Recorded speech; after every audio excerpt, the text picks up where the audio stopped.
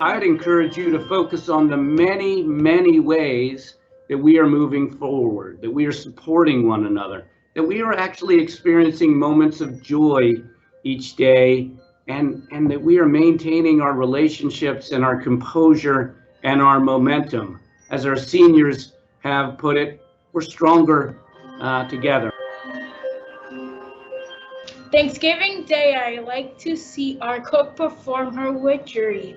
She turns a pumpkin into pie as easily as you or I can wave a hand or wink an eye.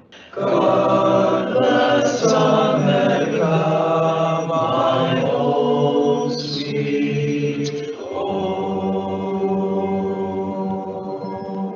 Meanwhile, the wild geese, high in the clean blue air, are heading home again.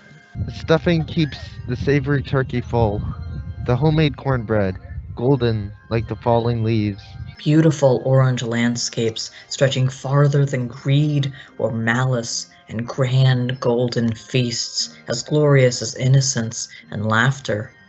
Finally, those you love, the ones for whom we go on and smile, the ones for whom we give thanks. Such is autumn's glory,